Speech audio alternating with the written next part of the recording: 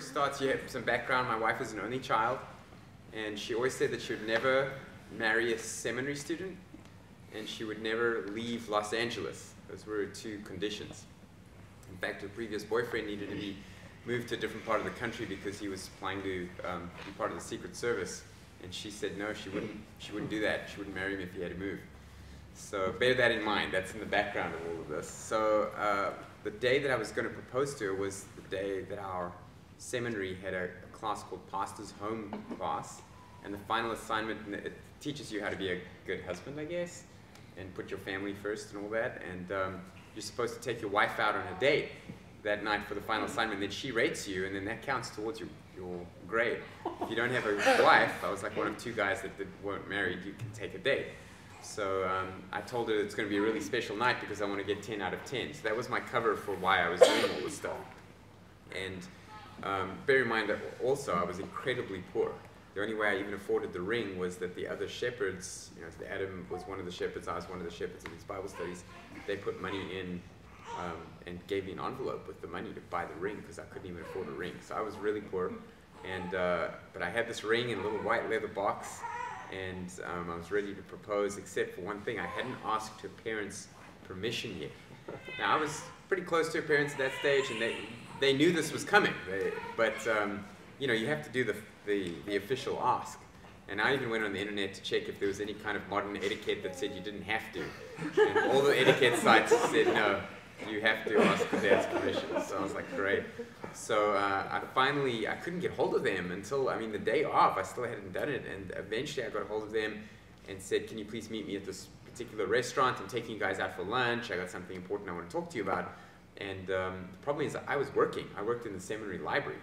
So I couldn't get anyone to cover my shift. I was stuck in the library. So my friend, my roommate came. He'd never worked in the library a day in his life. He didn't know what he was doing. But he graciously said he would just step in and wing it while I was gone. So I jogged up the road to this restaurant, the Black Angus, a really nice restaurant, but it was closed. And I hadn't thought of that. So they meet me in the parking lot. And I said, the restaurant's closed. I don't know what to do. So we walked across the road to another restaurant, Coco's, which is kind of not as nice as the Black Angus. It's kind of like a cheesy 1950s diner. But anyway, that's what we had. So and I had to get back to work too. So we sat down, and I was real nervous. I didn't know what to say. So I just took the box and opened it and clunk, put it on the table in front of us. That should get the conversation started. So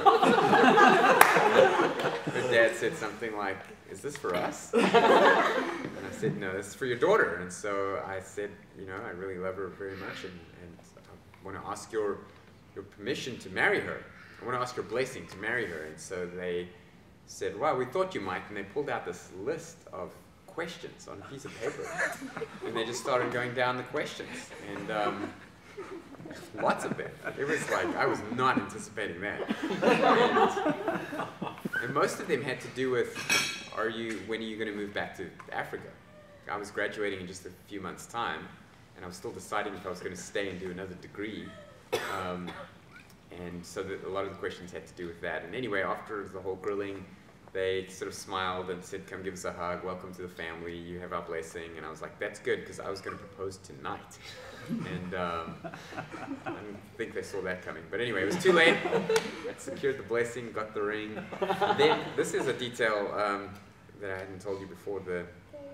I knew that her mom would be really, really excited and would maybe like call her during the evening saying, hi, have you got any news, anything happening, anything special going on that you want to tell me about? Oh no? And then she'd call back another 20 minutes later, how about now? Has he asked you anything? I'm just in general, just curious. So I needed to make sure she didn't have her cell phone with her at that time, but I also knew that she would want to call her parents and her friends as soon as, you know, we got engaged. So I had stolen her phone out of her bag earlier that day, out of her handbag, and made sure it was charged and on mute and with us so that her parents couldn't get hold of her. So that was part of the deal too. Anyway, so we go to this restaurant.